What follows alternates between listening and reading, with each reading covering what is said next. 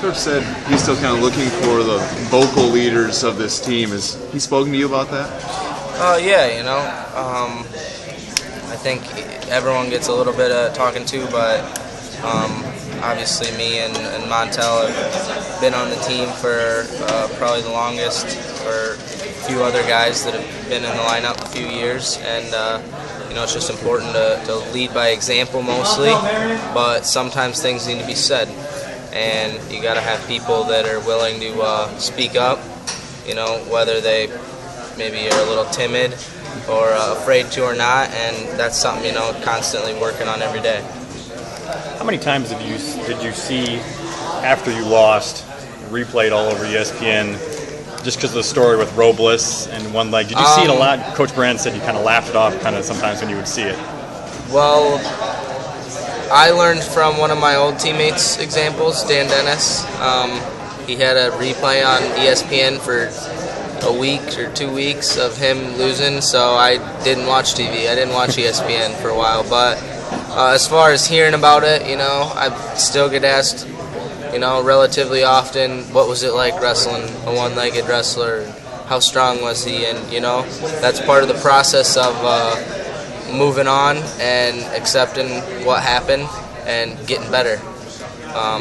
Just, hearing it, being able to put it in, process it, and, use it to help you, not to hurt you. How much is that? I mean, as much as anything else, it is what it is. It stings. It never goes away. You never feel okay about it. You never come to terms with it as far as just, okay, well, that is what it is. But you got to move on. You got to use it as always being ready in every situation.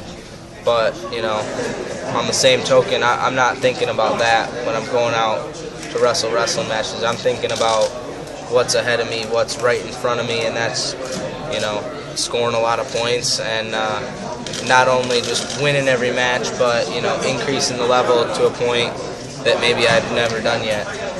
Do you feel like you have something else to prove again this year because of that loss? Always. There's always something to prove. That's that you're the best and that no one can hang with you. You talk about being the best, and a lot of guys think, well, I just want to win the NCAA title, but, being the best of the best, win an NCAA title and beat everyone by as wide of a margin as you possibly can, and, that's going out and getting a lot of pins, getting a lot of technical falls, scoring a lot of points, and, that's what I've really been working on, is how to increase my wrestling, not to just, do better than other people, but to do the very best I can and score as many points as I can. A lot of people talk about living the life. How hard is it with everything that goes into wrestling and outside of wrestling to live the life? It's tough. There's a lot of things that are always getting in your way, but you got to be able to figure out how to break through those barriers. Weight's never an easy thing to deal with, especially when you're making a weight class that takes a lot of discipline. Coming in when no one else is around in the middle of the summer, and also just understanding when your time to rest is, and when you can't get on the mat, maybe if you're injured or if something's going on or if you have another obligation.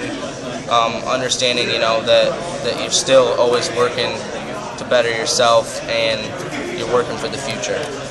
Thanks.